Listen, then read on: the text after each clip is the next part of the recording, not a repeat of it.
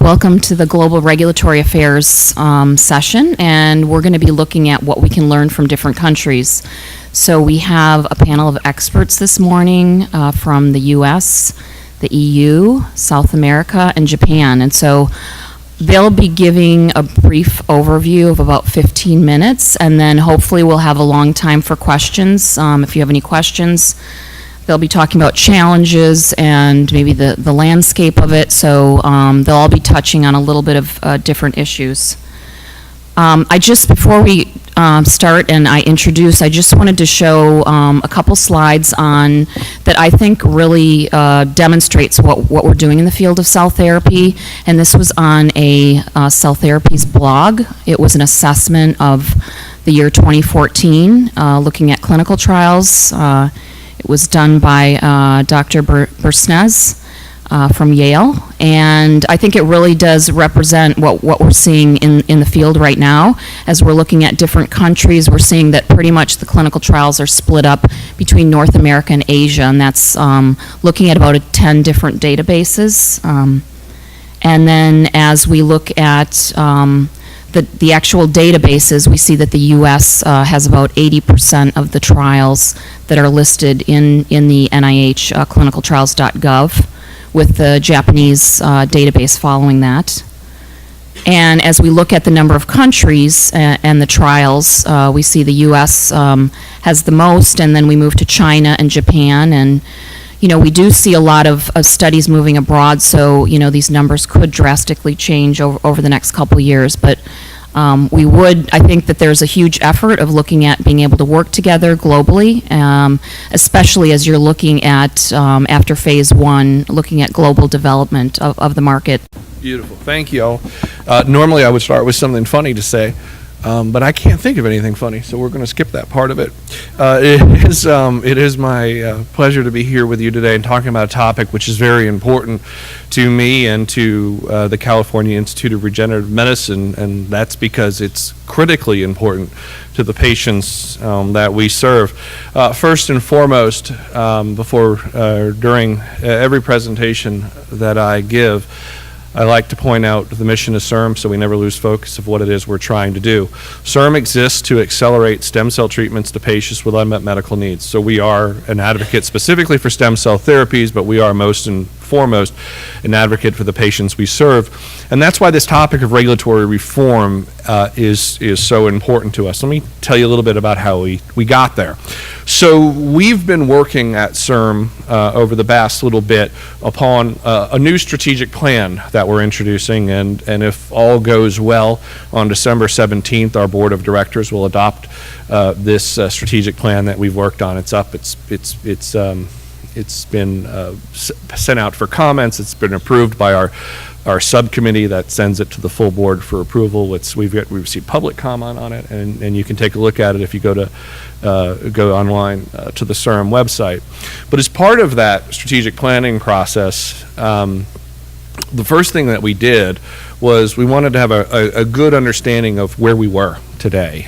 CIRM has been existed since 2004, and the problems that we faced in 2004 are not necessarily the problems that we face today. And so in order for this strategic plan to be as effective as it possibly could, we needed to have a real good understanding of what the issues facing those developing stem cell therapies, and particularly in California, were facing, and what they thought were the challenges.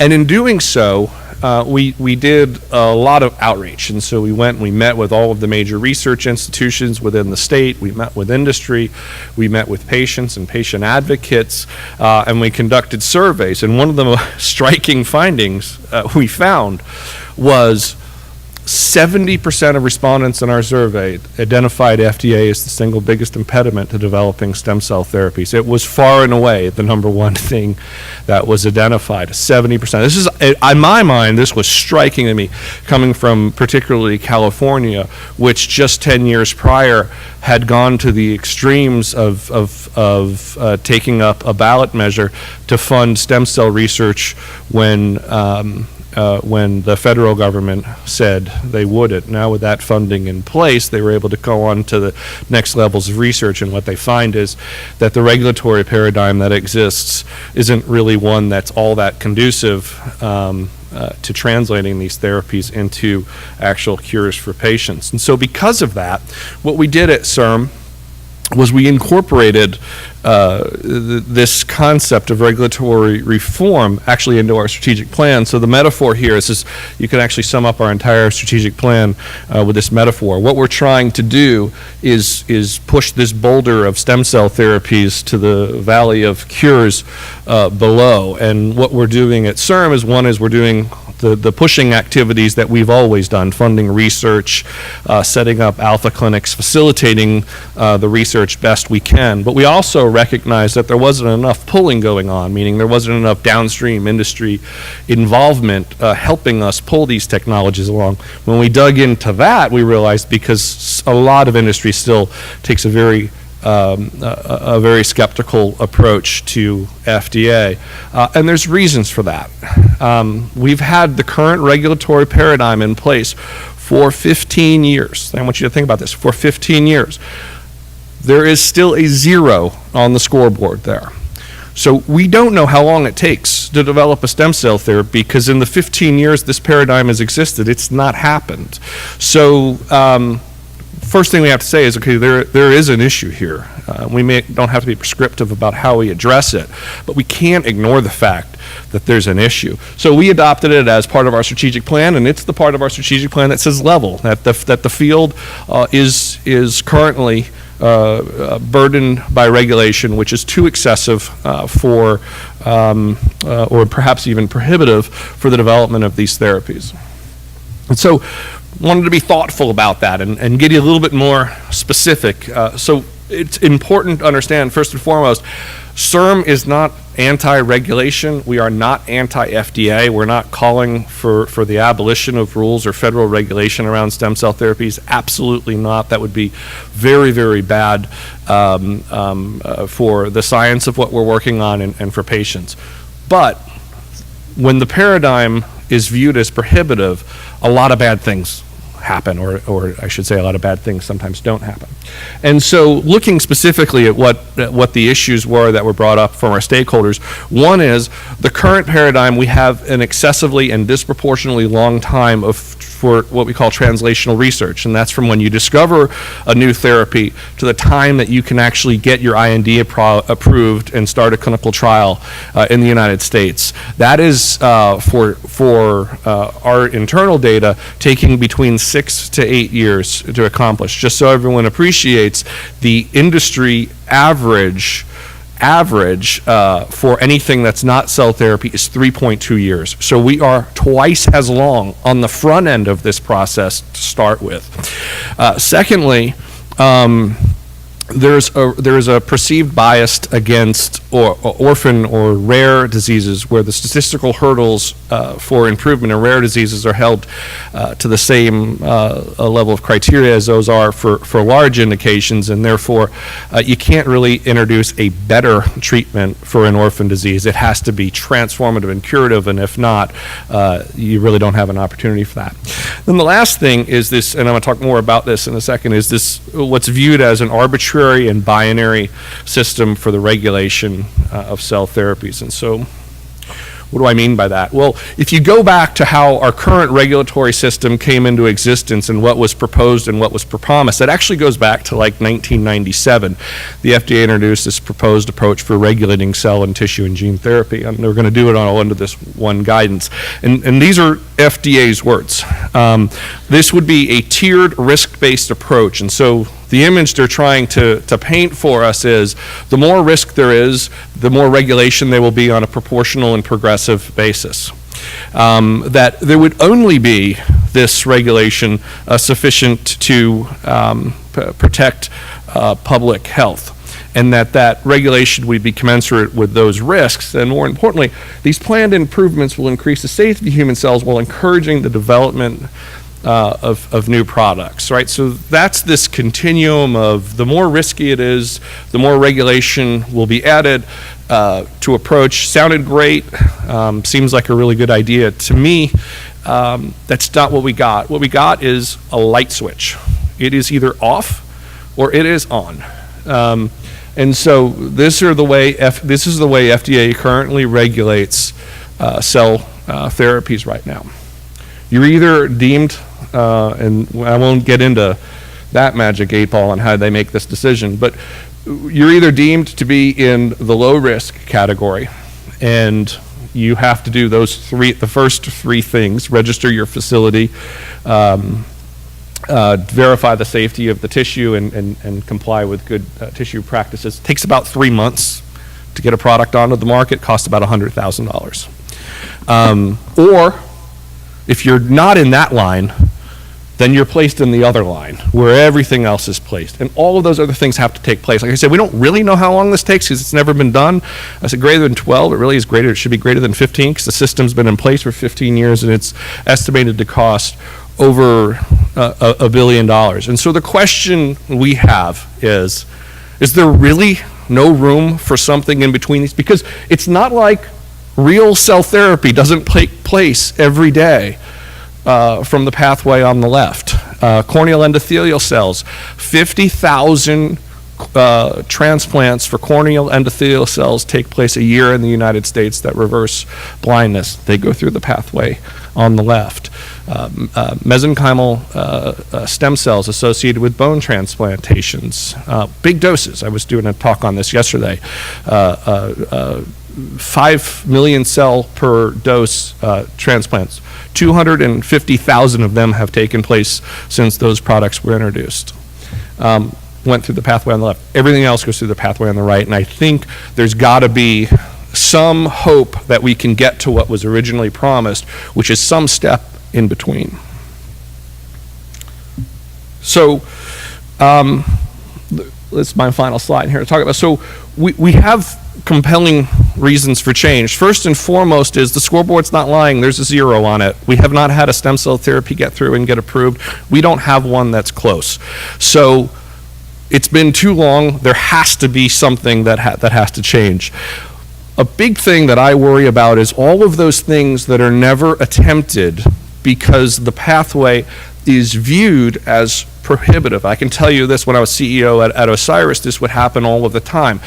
It's not that I'm saying that the pathway on the right there that I showed you is insurmountable. It's possible to accomplish all of those things, but frequently at Osiris, we would have conversations about technology that we knew could have an impact, where we had strong conviction could have an impact in a particular disease. And when we found out which regulatory pathway it would go down, we would have to abandon it because we couldn't spend that much money and that much time developing a therapy, particularly for small number of patients. And so if it's economically and time prohibitive, there is lots and lots of things that don't ever get started. A lot of conversation around cell therapy has been talked about the cost of cell therapy. Well, if the development pathway is 15 years, the cost of cell therapy has nothing to do, the ultimate cell therapy will have almost nothing to do with the reagent cost or what it takes to cryopreserve something. The cost of that therapy is going to be embedded in the fact that the development pathway was very long. We cannot address these healthcare costs, particularly associated with cell therapy in the United States, without addressing the timeline in which it takes to get these therapies to market. And then lastly, there are patients. So much of the argument against doing something from a regulatory standpoint is, well, there's all of these risks out, these potential risks out there. I get that there are potential risks. We live in a very risky world. These therapies do have risks. We're not in any way proposing any kind of strategy that puts things on the market without sufficient safety testing and doing the best we can. But while right now we're being so conservative and we're being so careful that we don't have any safety risks that are potential happening to these patients, the same patients are dying of their very real diseases. And so bottom line, at California Institute of Regenerative Medicine, we've taken a look at this, and what we're saying is doing nothing is not okay. It is not okay for this to stay the same. So we're going to be working with FDA and with other regulators in Congress and patient advocates to have the discussion about what do we do in order to make this better and more acceptable for patients. That's all I have. Thank you all very much. Thank you very much, Julie, for this very nice introduction. I would like to echo some of what Randy has just described and provide a review of the economic impact or the macroeconomic impact of what the regulatory process in the pharmaceutical industry may have, and looking particularly as a European Union. So I want to look at pharma and biotech business considerations first and try to translate some of these learnings into the current regulatory process and what has been done in the EU currently to approve some drugs. So, and everybody has seen this slide one day or another. This is a review of the markets, regional shares and dynamics of the pharmaceutical business. And it's very, very clear the pharma business is dominated by the US segment of it. And the EU comes for about 32%. Now that's great, because if you want to invest into a new therapeutic, you do that in the US, or affiliates have an affiliate in the US. And in fact, the EU has recently cited that demand-side issues is a major factor in the failure of European pharmaceutical and biotech companies. So having a US affiliate, having a US presence is critical. Now, of course, this tendency is changing also if you look at the dynamics of this market, and we can see that from 2002 to 2008, and that's still changing, the share of the US market has been shrinking. So basically that does tell, what does this tell us? It tells us that we need, there is a way, in fact, to increase the business impact of the pharmaceutical industry in the European Union. And this is extremely important. Why? A simple look at the curve of the population curve here, which is essentially an economic nightmare.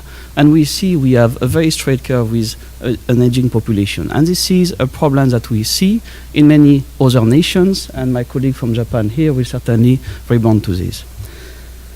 And this translates obviously in more chronic disease and higher cost. Now, let me make a digression regarding what reverse innovation means. Now, what do I mean by reverse innovation? This is essentially the implementation, the deployment of innovation in a smaller market. And we have seen this in mobile phone-based payments. This technology was invented first in the US, tried to be deployed as early as 2004. But in fact, it was deployed first in Kenya and reached about 95% of the people. Why do I want to bring this example here? I want to look at fundamental mechanisms of radical technology deployment. And again, pharmaceutical companies are a very big and major factor in the success of regenerative medicine. So this model here is just to explain what happens in the steady state. We have a large established player, that could be a very large company, that could be a very large economic region, that could be a big pharma, that could be the US. And this large economic players continues to its dominant position by increasing incremental innovation. Same basic product attributes, business as usual. And the competition from new entrants comes from commodities and generics. What happens when we have, and this is particularly at the level of companies, what happens when we have a disruption in technologies like Regenerative Medicine constitute? Well, most of these companies are not able to bring these technologies inside. And we have seen this in other industries, like in film, Kodak, Polaroid are only examples. And in big pharma, we have seen this also before. In the previous round of technology deployment for monoclonals, Merck was one of the leading company and has decreased in ranks. So what happens in terms of macroeconomic considerations? This is a map. This is a relatively current map of of the number of companies in the world. We have more than 166 companies in Europe, including Israel, about 300 in the US. These companies are important. Why? More investments creates more jobs, increase total factor productivity. By this, I mean all the infrastructure, all the consultants, all the basic industries, investors, and so on that are required to create an ecosystem. This generates more profits and increased in higher attractivity of the region. So this is a virtuous circle of the bioeconomy. Regenerative medicine, as we know, impacts all aspects of healthcare, and we are here today because we believe it will change the way healthcare is done. It has also a major impact, a major financial and business impact. This is a calculation made by Ed Field using simply the phase 2, phase 3 products in development, and we calculated what happens from 2012 to 2024 on cell therapies only, excluding T cells, and we reach about $8 billion in 2024. And of course, that is a matter of interpretation and so on. Nevertheless, it's a major impact. What happens in terms of, when you look at the total factor productivity of pharmaceutical companies, again in the US, major investment, minor in the US, minor in the rest of the world.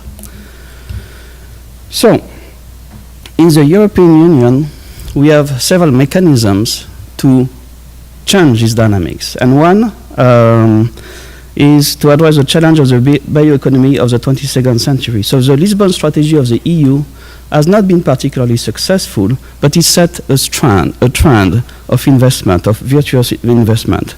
And this was essentially recreated, reconducted for the Europe 2020 to achieve smart, sustainable, inclusive growth with greater coordination and of national and European policy.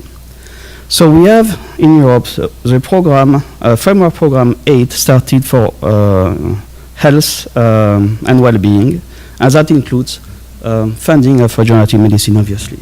But then again, if you look at the details, it's mostly, this is framework program 6, this investment occurs mostly in Germany, in the UK, a little bit about France, a little bit in Italy as well. Nonetheless, these investments have been absolutely critical to create a diverse workforce and capabilities in Europe regarding regenerative medicine. Those investments are perhaps small, but they are highly focused. And we have seen investments in clinical research as well as in preclinical research. And I want to provide an example of one company out of many, and I'm not advocating particularly for this company, but it's a very interesting example of how the EU is funding innovation in a way that creates something tangible. So this company is an Irish company, Allickson Therapeutics, and by the way, I have no relationship with this company, right? Their fundamental technology was funded through the EU program Pure STEM. It was finished in 2012, and they got 2 additional framework program 7 applications ongoing for entry into human and R&D. So this company was created, it is still private, and was created and enabled by many of the investment from the EU. So why did I say all of this? So it's important to understand that there is a political importance of what it is we do. And many European countries are trying to seize the tailwind of regenerative medicine. And we have seen this with the emergence of cell therapy clusters. I'm thinking particularly of what happens in Germany, in Leipzig, and in Berlin, but also in London with a fantastic catapult program. So the leading EU nations, and we have seen that it's mostly Germany and the UK, with strong biotech sectors, are seeking a competitive strategic advantage. And again, when we see the pharma business is mostly in the US, regenerative medicine, which is a radical innovation, provides a chance to upset this mechanism a little bit and create local competence factors. So we have seen some emergence of clusters of capabilities. I mentioned London, Oxford, Cambridge, Germany. Now, let's look at what has happened in terms of regulatory approvals in Europe. And it's not so bad, actually. There are already 4 programs that we can qualify as regenerative medicine. Glybera, which is a gene therapy from Unicure, licensed by Chiesi Pharmaceuticals. Chondrocelex at Tygenix. Provenge was approved in Europe as well. And Holoclar recently, which became the first regenerative medicine approved in the European Union. Now, This is only the tip of the iceberg. And we need to understand as well that European unions, there is a hospital exemption scheme that allows hospitals to deliver stem cell treatments and others, but regenerative medicine treatments, as long as it's prepared on a non-routine basis to specific quality standards, used within the same member state in which those therapies were prepared, and used under the supervision of a medical practitioner. So we already have in place a mechanism to provide very, very transformational treatments to patients who need them on a case-by-case basis. Now, this is very useful for patients to receive autologous treatments. It creates also, and we need to understand that, it creates also a problem when we have a product that reaches the market and the hospital exemptions may create a conflict of interest. It's the intent of the legislator in the EU that these hospital exemptions do not continue once we have an equivalent product that is commercialized. Having said that, we still need to see how this tests in real life. So what is the current regulatory process in the European Union? And I'm not advocating particularly any change. At least we need to make a better use of what currently exists. So the best way to do this is to understand where we are. In the EU, it's a bit more complicated because we have two levels. We have the Brussels levels, the European Union law, where regulations are made and these apply directly to all member states. And then we have directives. And directives also apply, but through implementing legislations at each member state. So each one of these countries have a relatively high level degree of freedom, to implement or to interpret these laws. So we have essentially a very diverse approach to get approval in the EU, which complexify a little bit the process. So we have two principal legal instruments: the European Tissue and Cell Directive, EU TCD, and the most important in terms of regenerative medicine and cell therapy, the Advanced Therapies Medicinal Products Regulation, ATMP. Nonetheless, we have additional shortcuts that were made possible: risk-based approach and the adaptive pathway. So these two approaches are very, very important because they achieve in some way what we try to achieve, what other countries are trying to achieve, and what we need to see in terms of changes in the US. So this slide is to simplify what I'm trying to say here. The role of the regulator is obviously to ensure safety and efficacy of products, but also to achieve timely access. And for this, we have regulatory shortcuts, special needs, hospital exemptions. And again, two levels, directives and regulations, EU level and member state level. We know that there are some very tangible financial impacts of regulatory processes. And if you look at the adoption of regenerative medicine by companies, we see that big pharmas, big biotechs adopt already CAR T cells. And the reason is simply because we have a very, very clear proof of the efficacy of these cells in indications with no hope for many patients. So pretty much all the big pharma companies, the top 10, are in that particular space. We have also the mid-sized pharmas, like Shai, Novo, Baxter, United Therapeutics, and a few others, who have already entered the field, perhaps because I understand that if they wait too long after the point of inflection of the demonstration of the technologies, they will be, those products will be out of reach. And then again, we have the case of Japanese pharmaceutical companies, and my colleague from Japan will certainly be able to comment on this, who have been adopting at a very, very fast pace the technologies. Astellas, for example, recently committed to purchase Okata Therapeutics for RPE cell treatments. And I will go very quickly to provide a practical example of what was happening, right? So Holoclar is a product that was approved by Chiesi Pharmaceuticals. Chiesi is a very innovative company in terms of culture, that promotes particular innovation and risk-taking. And it's interesting because it's the only company that got the first product in terms of gene therapy and the first product in terms of cell therapy in the European Union. But the testimony of the person, Michele De Luca, who has conducted the authorization process, it was clearly that it was a long and complex process, but the result was achieved. What I try to say here, there are complexities that we need to understand. Nevertheless, by making a better use of the existing regulations and understanding as well that when you try to bring a product in the EU, there are several levels to interact with, perhaps we can accelerate the adoption of these technologies. And I will be happy to take questions after this. Thank you very much, Julie. Good morning. It's a pleasure to be here participating in this panel, and would like to thank Bernie Siegel and the organizers for inviting me to this World Stem Cell Summit. I will share with you the experience in Argentina along the last 8 years in the creation of a governance system for stem cells research and therapies.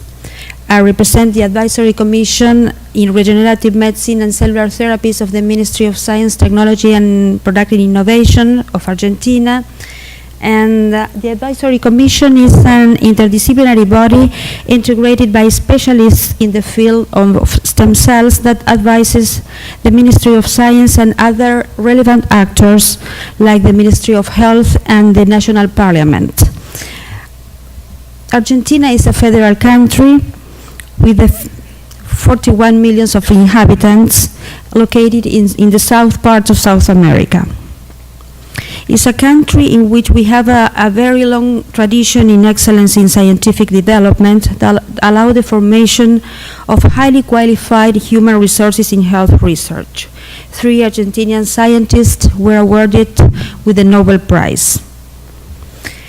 There are significant number of researchers in public and private institutions conducting research in stem cells in my country, and the Ministry of Science funds most of them.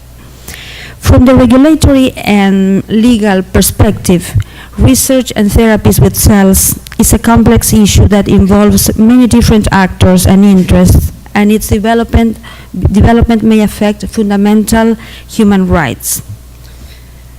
So one of our challenges is if it is possible to perform anticipatory governance or foresight in this arena. Relationship between law and technology are not simple and not linear. Technological development is not neutral because modern biotechnologies has a strong utilitarian component, and it produces tensions between the economic factors and the dominant interests in society.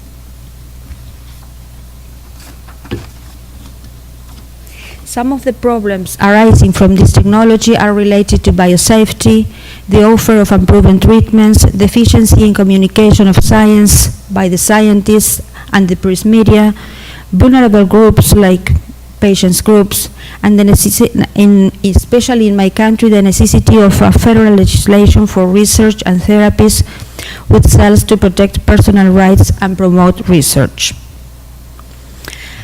The legal and regulatory framework in Argentina, I will give you a very fast overview, but we haven't adopted a specific legislation on this arena. There are regulations issued by the Ministry of Health based on the transplant law and the medicaments law. Both legislations are from have more than 20 or 40 years, so they cannot complete all the challenges that new technologies are facing to the scientists and the society. This is a scheme of the normative framework in my country. The first normatives arise from the Transplant Act, INCUCAI Resolution 307 establishes the classification of medical indications for autologous, allogeneic, and unrelated transplantation of hematopoietic progenitor cells, HPC, and it also covers procedures for tissue banking, including the banking of stem cells from umbilical cord blood, which is an alternative source for HPC used in transplant and in replacement of bone marrow. However, faced with the increased development and delivery of stem cells-based treatments that did not fit well into the current regulatory regime applicable to HPC, the Ministry of Health in 2007 issued Resolution 610, which states that activities related to the use of human cells for subsequent implantation in humans falls within the purview of the INCUCAI. So this resolution formally recognizes the INCUCAI competence to deal with activities involving the implantations of cellular material into humans. The resolution is very brief and does not specify which type of cells apply to or nor to specific procedures like manipulation. This resolution is supplemented by a regulatory decree 512, which states that any practice that involves implanting of human cells that do not fall within the HPC transplantation is radically new and therefore is considered as an experimental practice until it is established as it is safe and effective.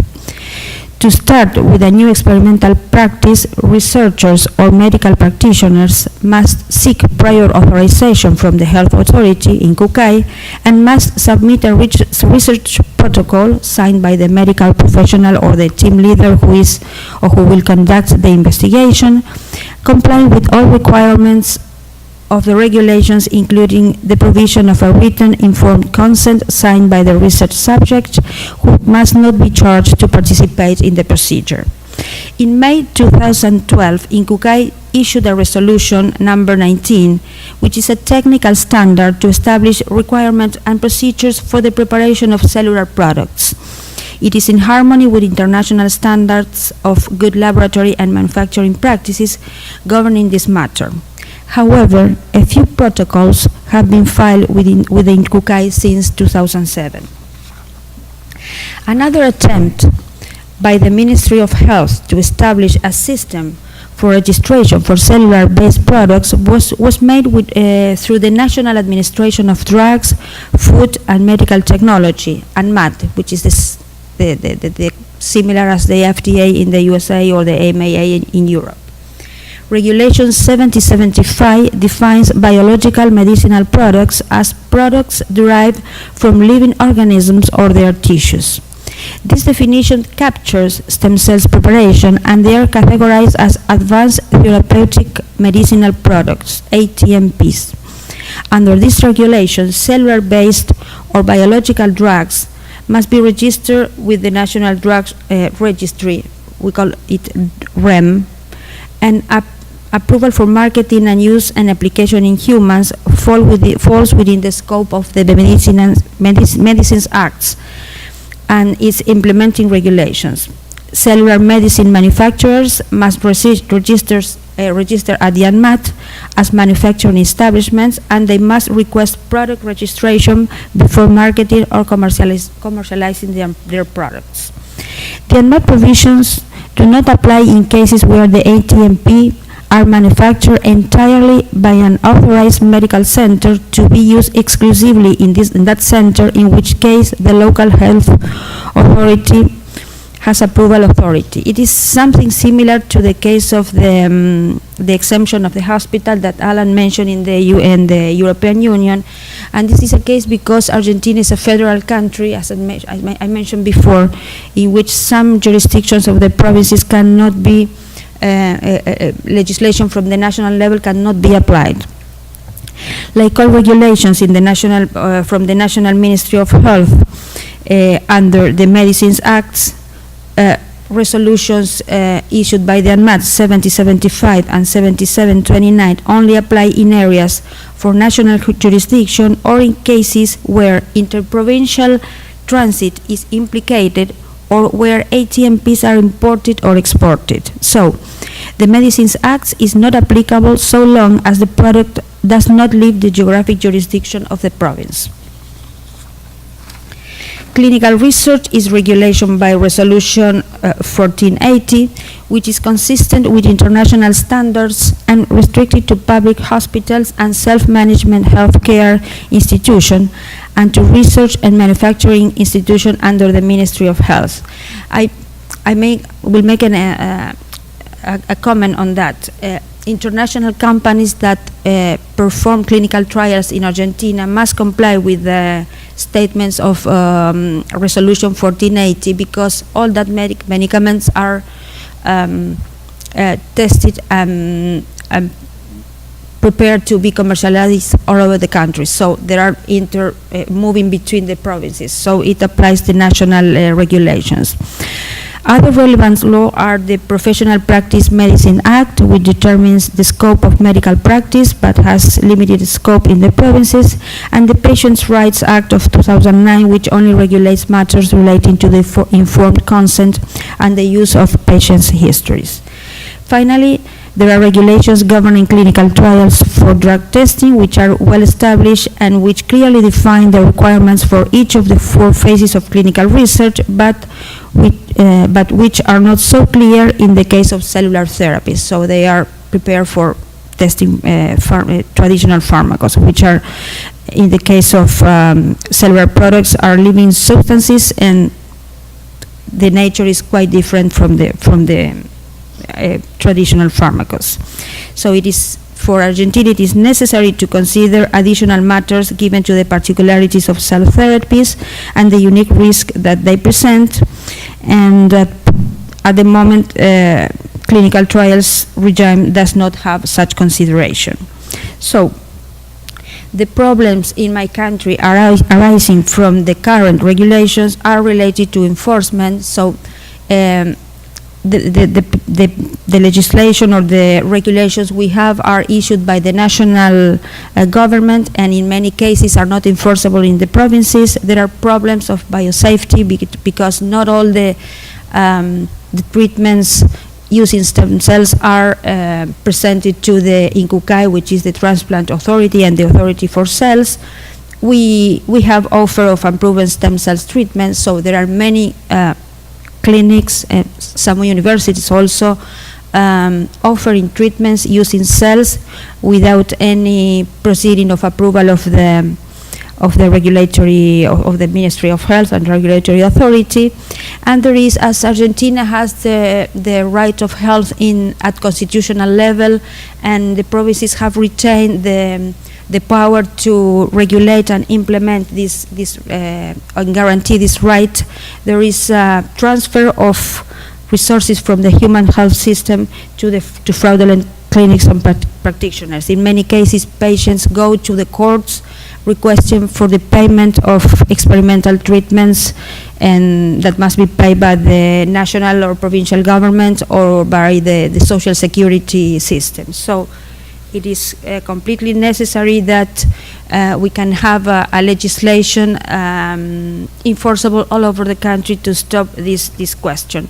Another topic is the high cost of this experimental or approved treatment that will have for the patients and for the health system. And there are no definitions of who will pay for this cost, because the payment of one treatment, it takes the money for many other basic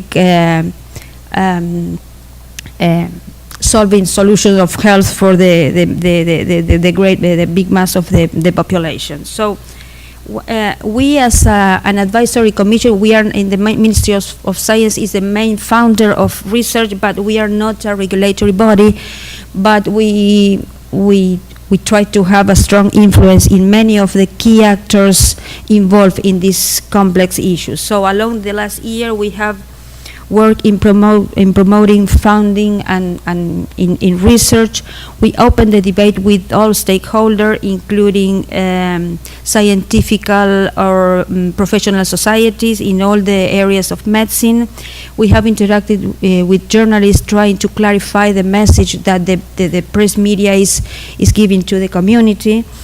We opened the debate with stakeholders, not only at the regulatory level with the Ministry of Health and with the national parliament, but also with creating groups of patients. We promoted the creation of the REDAPTA, which is the Argentinian Patients Network for Advanced Therapy.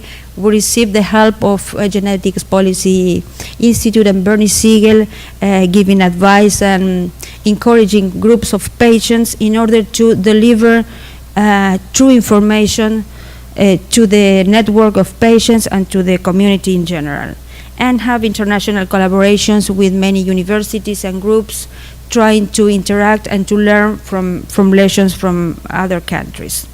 And our main action is to propose, we have proposed already, but we couldn't achieve up to now the law that regulates at national level the research and therapies with cells, but we have proposed a law to the national parliaments to regulate this with some of the main principles that are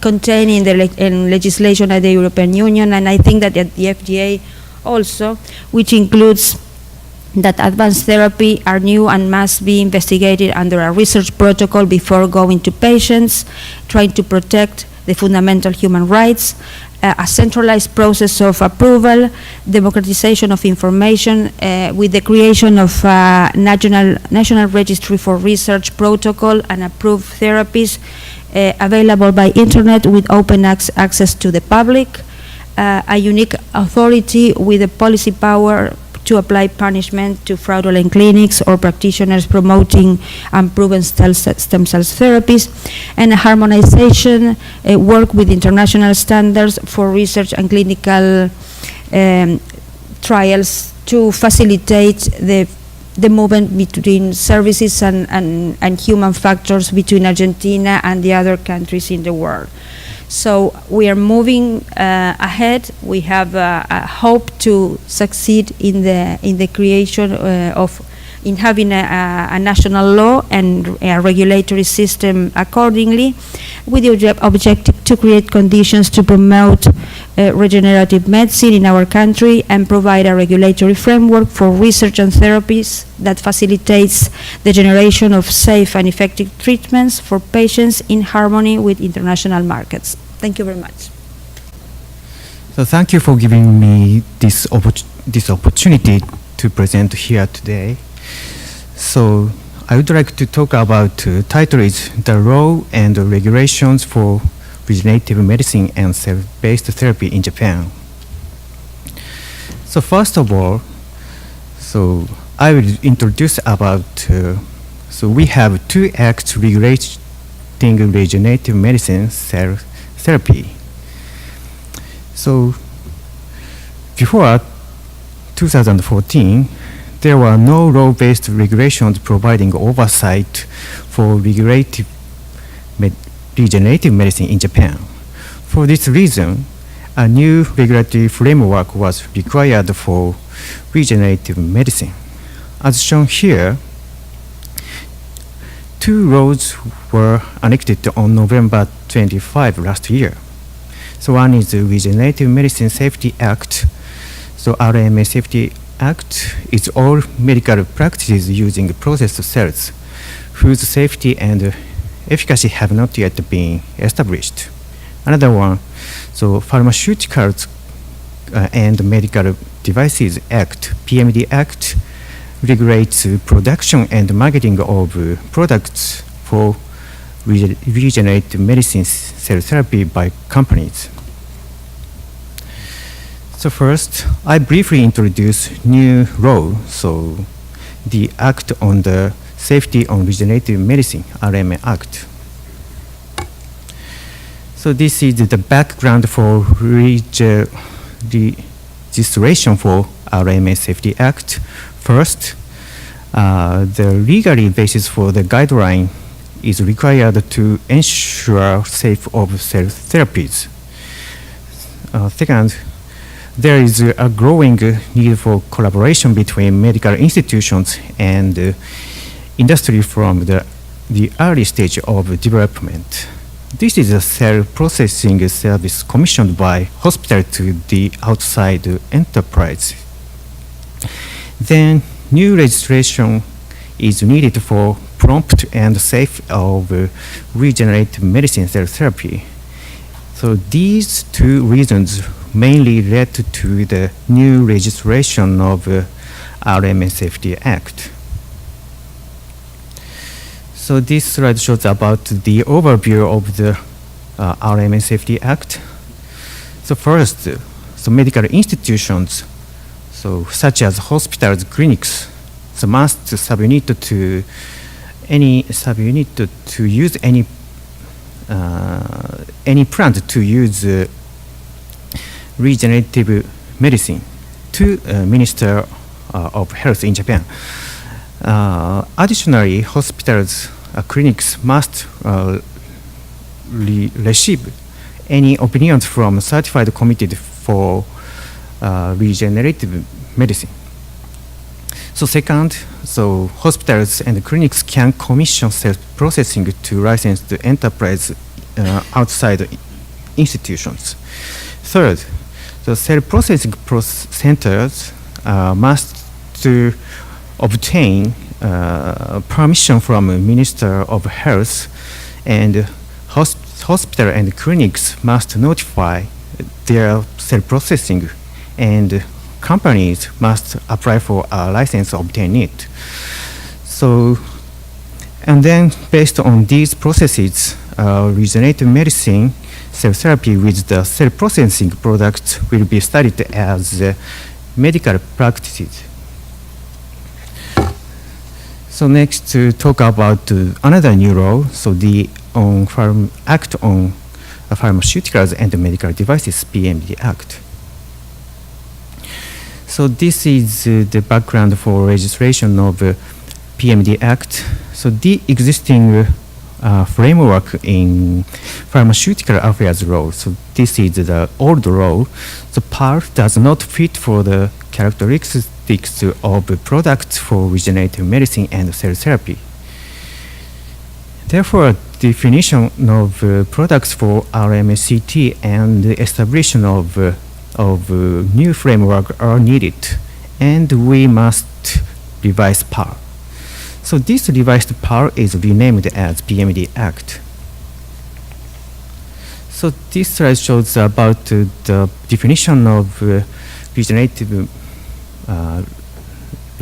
medical products in PMD Act.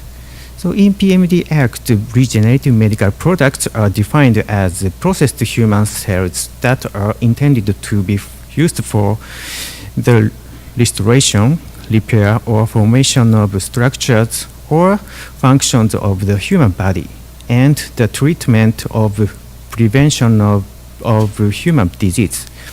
And regenerative medical products include products for gene expression.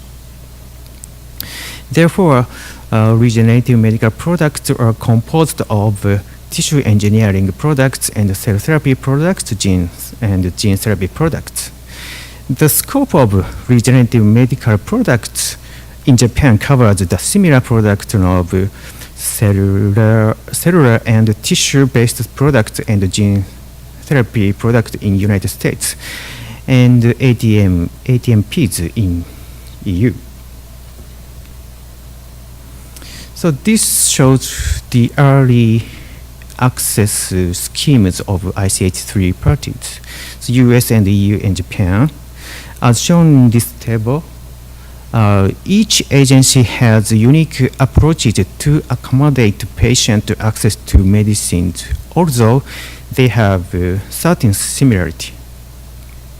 Japan has some systems for early access to medicine, so priority review, and conditional approval for oncology drugs and orphan drugs, and conditional term-limited approval for regenerative medical products, and for a lunar review assignment.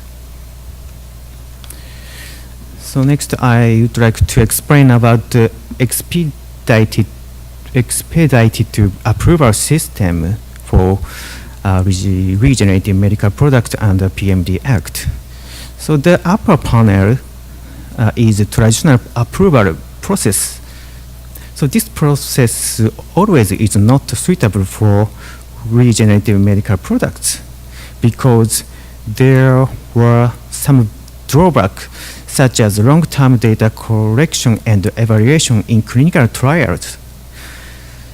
In the approval process for regenerative medical products, conditional and term-limited authorization can be applied under new PMD Act.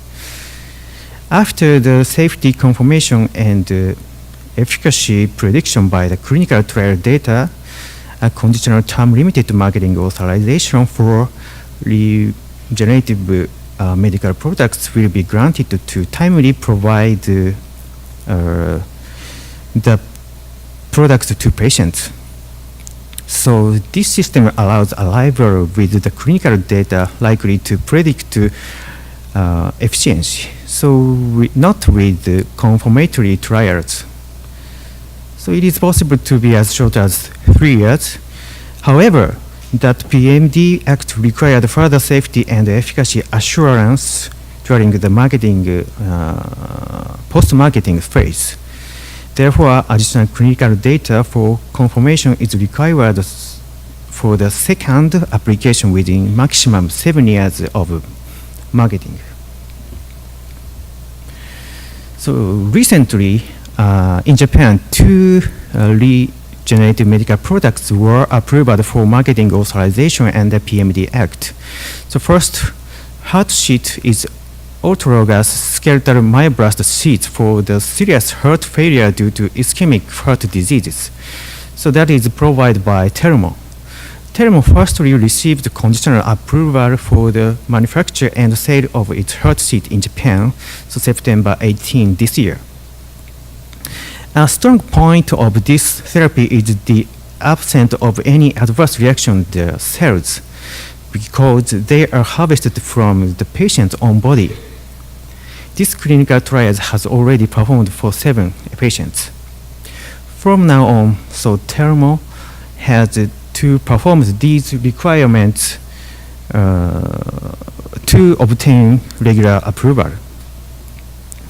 So they must treat for 60 patients with heart sheet and show efficacy of the product and treatment. Second, they must show superiority compared to current existing treatment to 120 cases. And third, they must apply for official approval within 5 years. Another one is TEMCELL. TEMCELL is allogeneic mesenchymal stem cells for GVHD. So that is provided by JCR Pharmaceuticals. So that was granted as regular approval. So because TEMCELL is introducing the technique from Osiris, so as well as Mesoblast. So you may have some question about the level of efficacy in the conditional and term-limited approval. So approval of the regenerative medical product is based on the limited data such as surrogate endpoint in exploratory study. This idea might be similar to accelerated approval of a US FDA because the product has an effect on a surrogate endpoint that is reasonably likely to predict clinical benefits. So as described here, and we have also experience in the orphan drugs area. So finally, so this slide shows the difference between RMCT as medical practice and products for RMCT. So RMCT as medical practice is regulated under the RM Safety Act. So products for RMCT is regulated under the PMD Act. So their purpose, regulatory framework, GCP compliance and review, and health insurance are different. So RMCT as medical practice is not required for GCP. So, however, RMCT as a medical practice need to be conducted in compliance with other guidelines. So, part of ethics of other guidelines.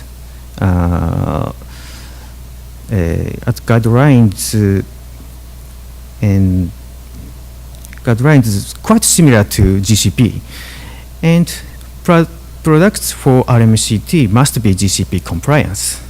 So about health insurance, so RMCT as medical practice is not or partly covered by the published insurance, and on the other hand, products for RMCT is fully covered by the published insurance, public insurance.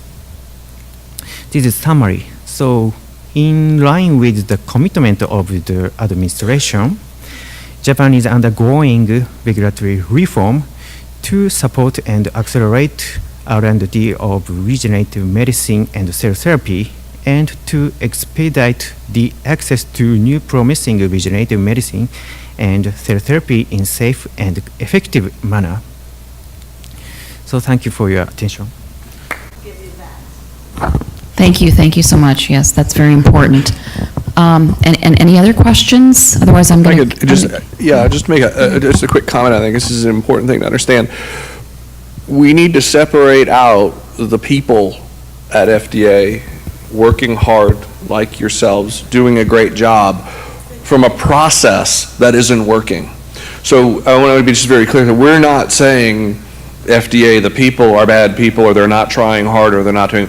We have a regulatory process, though, that isn't living up to the as you said, as stated clearly in the act. The first thing FDA is supposed to do is able to promote these cell therapies. We have a process that isn't doing that, and I go back to what is viewed as prohibitive is never attempted, and so it's not just the people working with you that I'm concerned about that are struggling through the process. It's the people that never consider getting into the game because they view the process prohibitive. But yeah, first comment on the IND. So when a company is preparing an IND for filing with FDA, and they have sophistication throughout the company, and experience throughout the company, and resources throughout the company to outsource everything they need to outsource and work with professionals, you can get it through a lot quicker. The vast majority of INDs filed on cell therapies with FDA, though, don't come through that level of sophistication. They come through the academic researchers trying to push this forward, because this is what I said before, is linked to a lack of industry involvement because the regulatory pathway is prohibitive. So as I said before, it is not an insurmountable task to accomplish, and specifically on the INDs, the reason for the IND length taking a long time is multifactorial, and you can read about all the different reasons why that IND length is long in our strategic plan. And what we're trying to do about it with regards to CIRM and pushing the field forward, we've actually spent 1.5 billion that's actually been deployed to date. We have another about 500 million committed but not yet spent. We have about $900 million left that we're going to deploy, making new awards. No stem cell therapy has made it to market. That's I think one of the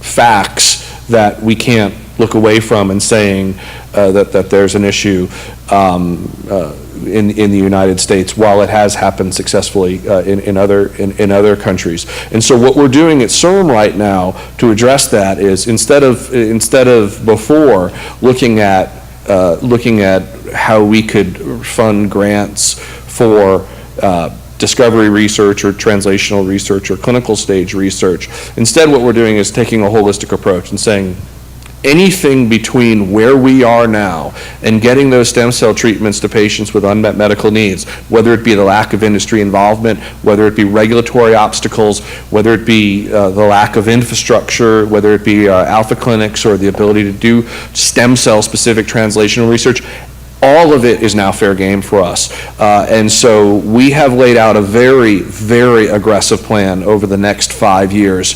to deploy that remaining $900 million in the most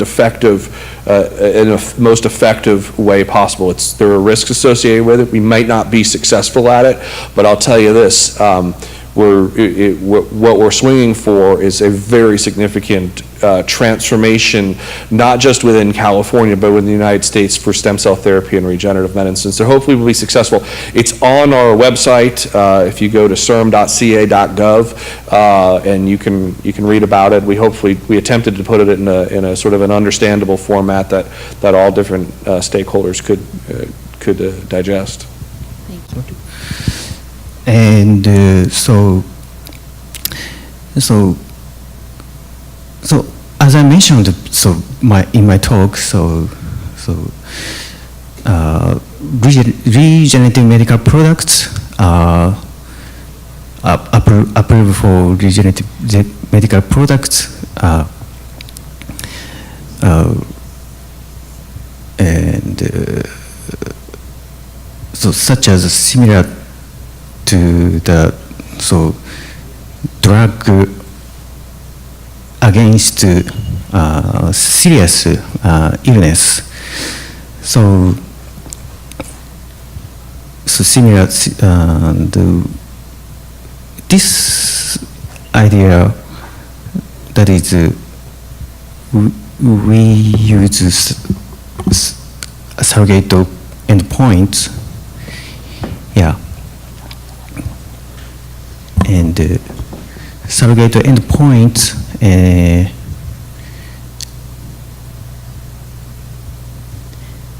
So can I just add, it might be a little bit early to kind of look at the challenges in Japan, and I don't know if I completely agree with the fact that EU is kind of in line with Japan. I see it fairly close to the US regulations as far as there are definitely some differences, and I'm not an expert on the EU regulations, but... In the case of Olapart, that was approved conditional approval, rather